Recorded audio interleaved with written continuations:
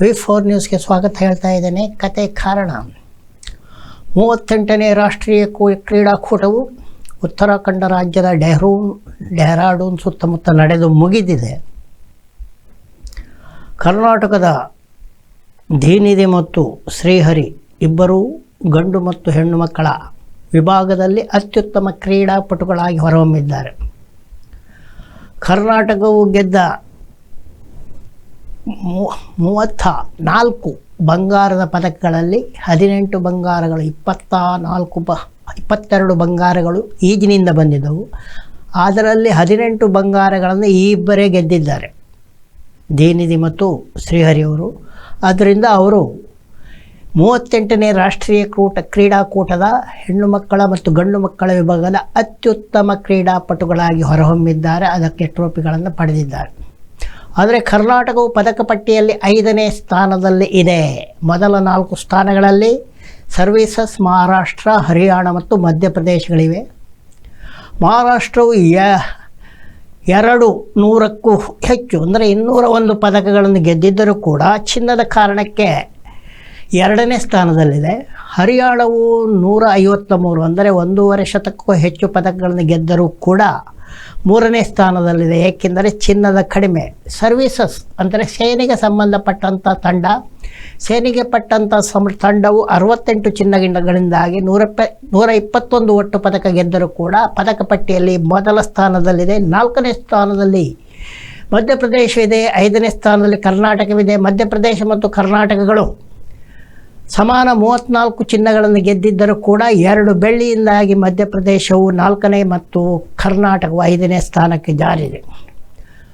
1920ರಲ್ಲಿ ಹುಟ್ಟಿಕೊಂಡ ಆಟೋಟವೇ ಆಗ ಭಾರತೀಯ ಮಟ್ಟದ ಒಲಿಂಪಿಕ್ಸ್ ಆಟೋಟಗಳು ಆರಂಭವಾದವು. 1924ರಲ್ಲಿ ಭಾರತೀಯ ಒಲಿಂಪಿಕ್ಸ್ ಅಸೋಸಿಯೇಷನ್ ಹುಟ್ಟಿತು. ಭಾರತ ಸ್ವಾತಂತ್ರ್ಯದ ಬಳಿಕ ಬಹಳ ದಿನ ತಡವಾಗಿ ಭಾರತೀಯ ಕ್ರೀಡಾಕೂಟ, ಇದನ್ನು ರಾಷ್ಟ್ರೀಯ ಕ್ರೀಡಾಕೂಟ ನ್ಯಾಷನಲ್ ಗೇಮ್ಸ್ ಅಂತ ಹೊಸ ಹೆಸರಿನಿಂದ ಕರೆಯಲಾಯಿತು. ಹಾಗಾಗಿ ನ್ಯಾಷನಲ್ ಗೇಮ್ಸ್ ಅಂತ ಆರಂಭವಾದ ಮೇಲೆ ಇದು ನಡೀತಾ ಇರುವಂಥದ್ದು 38ನೇ ಆಟೋಟ. ಈ 38ನೇ ಆಟೋಟದಲ್ಲಿ ಸಾಕಷ್ಟು ಸಲಹೆಗಳು ಬಂದಿವೆ. ಈ ದೇಶೀಯ ಮಟ್ಟದ ಆಟಗಳೇ ರಾಜ್ಯಗಳ ನಡುವೆ ಅಲ್ಲದೆ ಸೇನೆಗಳ ಸರ್ವೀಸಸ್ ಹಾಗೂ ರೈಲ್ವೆ ಪ್ರತ್ಯೇಕ ತಂಡಗಳು ಕೂಡ ಇದರಲ್ಲಿ ಪಾಲ್ಗೊಳ್ಳುತ್ತವೆ.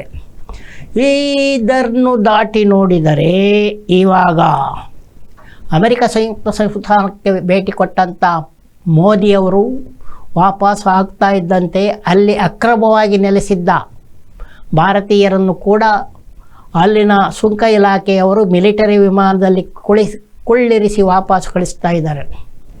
ಇಲ್ಲಿ ಬಹಳ ಸೋಜಿಗದ ವಿಷಯವೆಂದರೆ ಟ್ರಂಪ್ ಮತ್ತು ಮೋದಿಯವರು ಬಹಳ ಮಿತ್ರತ್ವದಿಂದ ಆಲಂಗಿಸಿಕೊಂಡು ಬಹಳ ಚೆನ್ನಾಗಿ ಎಲ್ಲ ಮಾತನಾಡಿದ್ದಾರೆ. ಆದರೆ ಟ್ರಂಪ್ ಬಹಳ ಒಂದು ರೀತಿಯ ಕುದುಕೆ ಜಾತಿಯವನು, ಅಂದರೆ ನರಿ ಬುದ್ಧಿಯನ್ನು ತೋರಿಸಿದ್ದಾರೆ. ಯಾವ ರೀತಿ ತೋರಿಸಿದ್ದಾರೆ ಅಂತ ಹೇಳಿದ್ರೆ, ಈ ಮೋದಿಯವರು ತುಂಬ ಒಳ್ಳೆಯ ರೀತಿಯಲ್ಲಿ ಚರ್ಚೆ ಮಾಡುವಂಥ ವ್ಯಕ್ತಿ. ಇವರು ಬೇಕಾದಷ್ಟು ನೆಗೋಷಿಯೇಷನ್ ಮಾಡ್ಬೋದು, ಆದರೆ ನಮ್ಮ ದೇಶ ಅನ್ನುವಂಥ ಪ್ರತಿಸುಂಕ, ಭಾರತ ಸಹಿತ ಸಾಕಷ್ಟು ದೇಶಗಳ ಮೇಲೆ ಪ್ರತಿಸುಂಕ ಹಾಕುವುದಾಗಿ ಟ್ರಂಪ್ ಅವರು ಹೇಳಿದ್ದಾರೆ. ಅದೇ ಅಲ್ಲದೆ ಅದೇ ದಿನವೇ ಭಾರತದ 114 ಜನರನ್ನು, ಅಕ್ರಮ ನಿವಾಸಿಗಳನ್ನು ಮಿಲಿಟರಿ ವಿಮಾನದಲ್ಲಿ ಭಾರತಕ್ಕೆ ಕಳಿಸ್ತಾ ಇದ್ದಾರೆ. ಮೋದಿಯವರು ಭಾರತದ ನೆಲಕ್ಕೆ ಕಾಲಿಡುವ ಹೊತ್ತಿಗೆ ಅಮೃತ್ಸರದಲ್ಲಿ ಆ ವಿಮಾನ ಕೂಡ ಬಂದಿಳಿದಿದೆ. ಆ ವಿಮಾನದಲ್ಲಿ ಕೂಡ ಬೇರೆ ಬೇರೆ ರಾಜ್ಯಗಳ ಅಮೆರಿಕದ ಅಕ್ರಮ ನಿವಾಸಿಗಳು ಇದ್ದರೂ ಕೂಡ ಅಮೃತ್ಸರದಲ್ಲಿಯೇ ಆ ವಿಮಾನ ಬಂದಿಳಿಯಿತು. ಏಕೆ? ಈ ಬಗೆಗೆ ಪಂಜಾಬ್ ರಾಜ್ಯದ ಮುಖ್ಯಮಂತ್ರಿ ಆಗಿರುವಂಥ ಭಗವಂತ ಮಾನ್ ಅವರು ಒಂದು ಪ್ರಶ್ನೆಯನ್ನು ಕೇಳಿದ್ದಾರೆ. ಏಕೆ ಕೇಂದ್ರ ಸರ್ಕಾರವು 2ನೇ ವಿಮಾನವನ್ನು ಕೂಡ ಅಮೃತ್ಸರದಲ್ಲಿ ಇಳಿಯಲು ಹೇಳಿದೆ, ಬೇರೆ ವಿಮಾನ ನಿಲ್ದಾಣಗಳು ಇಲ್ಲವೇ? ಇದರಿಂದ ಏನು ಪಂಜಾಬ್ನವರು ಮಾತ್ರ ಅಕ್ರಮ ನಿವಾಸಿಗಳು ಅಂತ ಬಿಂಬಿಸಲು ಈ ರೀತಿ ಮಾಡ್ತಾ ಇದೆಯಾ ಅನ್ನುವಂಥ ಪ್ರಶ್ನೆಯನ್ನು ಪಂಜಾಬ್ ರಾಜ್ಯದ ಮುಖ್ಯಮಂತ್ರಿ ಭಗವಂತ ಮಾನ್ ಕೇಳಿದ್ದಾರೆ.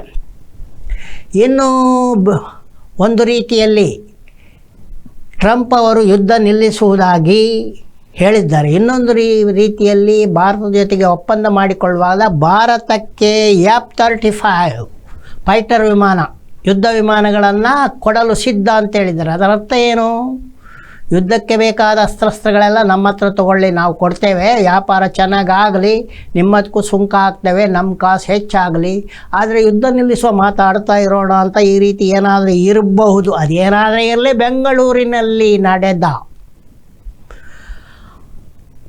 ಇದು ಇನ್ವೆಸ್ಟ್ಮೆಂಟ್ ಸಮಾವೇಶದಲ್ಲಿ 10.25 ಲಕ್ಷಕ್ಕೂ ಹೆಚ್ಚು 10.27 ಲಕ್ಷ ಕೋಟಿ ರೂಪಾಯಿಗಳ ಬಂಡವಾಳ ಹೂಡಿಕೆ ಖಚಿತಗೊಂಡಿದೆ. 10 ಲಕ್ಷ ಕೋಟಿಗಳ ಬಂಡವಾಳ ಹೂಡಿಕೆಯ ಗುರಿಯನ್ನು ಕರ್ನಾಟಕ ಸರ್ಕಾರ ಇಟ್ಟುಕೊಂಡಿತ್ತು. ಅದಕ್ಕಿಂತಲೂ ಹೆಚ್ಚಿನ ಹೂಡಿಕೆಯಾಗಿದೆ. ಅತಿ ಹೆಚ್ಚು ಹೂಡಿಕೆ ಅಂತೇಳಿದರೆ 1.2 ಲಕ್ಷ ಕೋಟಿ ರೂಪಾಯಿ ಹೂಡಿಕೆ ಮಾಡ್ತಾ ಇದ್ದಾರೆ ಜಿಂದಾಲ್. ಆದರೆ ಈ ಜಿಂದಾಲ್ ಅನ್ನೋ ಸ್ವಲ್ಪ ಹೆದರಿಕೆ ಆಗ್ತದೆ. ಯಾಕಂತೇಳಿದ್ರೆ ಈ ಜಿಂದಾಲ್ನವರು ಈಗಾಗಲೇ ಬೆಂಗಳೂರಿನಲ್ಲಿ ಭಾಳ ಹಿಂದೆಯೇ ಸರಕಾರದ ಸ್ಥಳವನ್ನು 3 ಕಾಸಿಗೆ ತೆಗೆದುಕೊಂಡು ಆಮೇಲೆ ಅದನ್ನೆಲ್ಲ ರಿಯಲ್ ಎಸ್ಟೇಟ್ ಮಾಡಿದ್ದಾರೆ. ಹಾಗಾಗಿ ಈ ಕಂಪನಿಗಳಿಗೆ ಬೇರೆ ಬೇರೆ ರೀತಿಯ ಸಬ್ಸಿಡಿ ಇತ್ಯಾದಿಗಳನ್ನು ಕೊಡುವಾಗ, ಜಾಗ ಕೊಡುವಾಗ ಲೆಕ್ಕಾಚಾರದಿಂದ ಕೊಡಬೇಕು. ಭಾಳಷ್ಟು ಕಂಪನಿಗಳು ಇದನ್ನೇ ಮಾಡಿವೆ.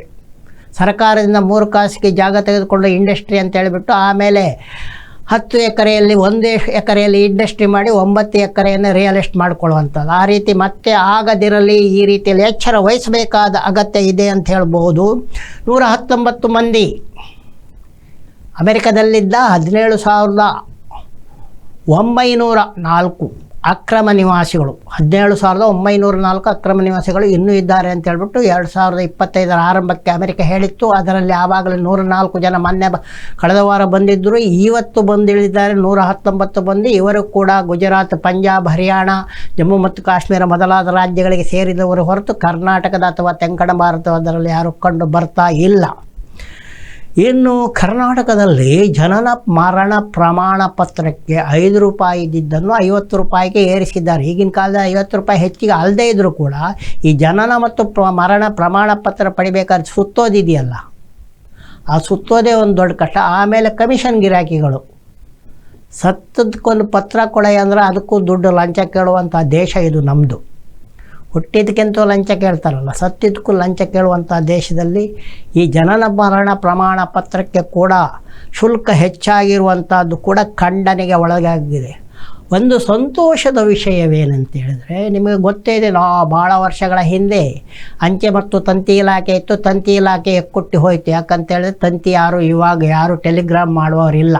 ಈ ಮೊಬೈಲ್ಗಳು, ಫೋನ್ಗಳು ಇವೆಲ್ಲ ಆದಮೇಲೆ ಯಾರು ಟೆಲಿಗ್ರಾಮ್ ಮಾಡೋದು. ಹಾಗಾಗಿ ತಂತಿ ಇಲಾಖೆ ಎಲ್ಲ ಹೋಗಿ BSNL ಪ್ರತ್ಯೇಕ ಆಗಿದ್ದು ಗೊತ್ತಿರುವಂಥ ವಿಚಾರವಾಗಿದೆ. BSNL 2004ರಿಂದ ಲಾಭವನ್ನೇ ಮಾಡಿರಲಿಲ್ಲ. 2004ರಲ್ಲಿ ಸ್ವಲ್ಪ ಲಾಭ ಮಾಡಿತ್ತು. ಆಮೇಲೆ ನಷ್ಟ ನಷ್ಟ ನಷ್ಟ ಅಂತ ಭಾಳ ಕಷ್ಟ ಅಂತ ಉಸಿರಿಡಿದು ಕಳೆದ 2024ರಲ್ಲಿ BSNL 17 ವರ್ಷಗಳ ಬಳಿಕ ಸಾಕಷ್ಟು 26 ಕೋಟಿ ರೂಪಾಯಿ 26.2 ಕೋಟಿ ರೂಪಾಯಿ ಲಾಭ ಮಾಡಿದೆ. BSNL ಕಳೆದ ಆರ್ಥಿಕ ವರ್ಷದಲ್ಲಿ ಭಾಳ 17 ವರ್ಷಗಳ ಬಳಿಕ 26 ಚಿಲ್ಲರೆ ಕೋಟಿ ರೂಪಾಯಿಗಳನ್ನು ಲಾಭ ಮಾಡಿದೆ ಎನ್ನುವಂಥದ್ದು ಒಂದು ಸ್ವಾಗತಾರ್ಹ ವಿಷಯ ಅಂತ ಹೇಳ್ಬೋದು. ಇನ್ನು ಮೋದಿಯವರ ಜಾತಿ ಬಗ್ಗೆ ಮತ್ತೊಮ್ಮೆ ಪ್ರಶ್ನೆ ಎದ್ದಿದ್ದಾರೆ. ಯಾರಪ್ಪ ಎತ್ತಿದ್ದದು? ತೆಲಂಗಾಣದ ಮುಖ್ಯಮಂತ್ರಿ ರೇವಂತ್ ರೆಡ್ಡಿಯವರು.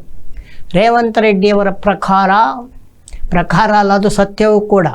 ಮೋದಿಯವರು ನಮ್ಮ ಇಲ್ಲಿಯವ್ರಿಗೆ ಹೇಳಬೇಕಂತ ಹೇಳಿದ್ರೆ ಎಣ್ಣೆ ತೆಗೆಯುವವರ ಜಾತಿಗೆ ಸೇರಿದವರು. ಮೋದ್ಗಾಂಚಿ ಅನ್ನುವಂಥದ್ದು ಅಲ್ಲಿ ತೇಲಿ ವರ್ಗಕ್ಕೆ ಸೇರಿದೆ, ಅಂದರೆ ಎಣ್ಣೆ ತೆಗೆಯುವವರ ವರ್ಗಕ್ಕೆ ಸೇರಿದೆ. ಎಣ್ಣೆ ತೆಗೆಯುವ ವರ್ಗದವರು ಜನಿವಾರಧಾರಿಗಳಾಗಿದ್ದು ಅಲ್ಲಿ ವೈಶ್ಯ ವರ್ಗದಲ್ಲಿ ಬರ್ತಾರೆ ಅನ್ನುವಂಥದ್ದು ಕೂಡ ನಮಗೆಲ್ಲ ಗೊತ್ತಿರುವ ವಿಷಯವಾಗಿದೆ. ಆದರೆ ನರೇಂದ್ರ ಮೋದಿಯವರು ಗುಜರಾತಿನ ಮುಖ್ಯಮಂತ್ರಿ ಆದಾಗ ತನ್ನ ಜಾತಿಯನ್ನು ಹಿಂದುಳಿದ ವರ್ಗಕ್ಕೆ ಸೇರಿಸಿಕೊಂಡರು. ಅವರು ಮುಖ್ಯಮಂತ್ರಿ ಆಗುವಾಗ ಅವ್ರ ಜಾತಿಯನ್ನೇ ಹಿಂದುಳಿದ ವರ್ಗಕ್ಕೆ ಸೇರಿಸಿಕೊಂಡ ಕೂಡಲೇ ಅವರು ಹಿಂದುಳಿದ ವರ್ಗಕ್ಕೆ ಸೇರಿದರೆ ಎನ್ನುವಂಥ ಪ್ರಶ್ನೆಯನ್ನು ತೆಲಂಗಾಣ ರಾಜ್ಯದ ಮುಖ್ಯಮಂತ್ರಿ ಆಗಿರುವಂಥ ರೇವಂತ್ ರೆಡ್ಡಿಯವರು ಎತ್ತಿದ್ದಾರೆ. ಅದು ಏನಾದರೂ ಇರಲಿ, ಈ ರೀತಿ ಜಾತಿ ಜಗಳ, ಜಾತಿ ಗಲಾಟೆಗಳು, ಇವಾಗ ಜಾತಿ ಗಣತಿ ಬೇಕು ಅಂತ ಇಡೀ ದೇಶದ ರೇವಂತ್ ರೆಡ್ಡಿಯವರು ಮೊನ್ನೆ ತಾನೇ ತೆಲಂಗಾಣದಲ್ಲಿ ಜಾತಿ ಗಣತಿಯ ವರದಿಯನ್ನು ಮಂಡಿಸಿದ್ದಾರೆ. ಕರ್ನಾಟಕದಲ್ಲಿ ಜಾತಿ ಗಣತಿಯ ಅದೇ ರೀತಿ ಜಾತಿ ಗಣತಿಯ ಬಗೆಗೆ ದೇಶದ ನಾನಾ ಕಡೆ ಈ ಒತ್ತಾಯ ಇದೆ ಅಂತ ಹೇಳುತ್ತಾ ಕತೆ ಕಾರಣಕ್ಕೆ ಒಂದು ವಿರಾಮವನ್ನು ಹಾಕಿ ನೋಡ್ತಾ ಇರಿ V4 ನ್ಯೂಸ್ ಚಾನಲ್ ಹಾಗೂ ನಮ್ಮ ಯೂಟ್ಯೂಬ್ ಚಾನಲ್ಗೆ ತಾವೆಲ್ಲ ಸದಸ್ಯರಾಗಿ ಎಂದು ಹೇಳ್ತಾ ಮಾಡ್ತಾ ಇದ್ದೇನೆ ನಿಮಗೆಲ್ಲ ಒಂದು ದೊಡ್ಡ ನಮಸ್ಕಾರ.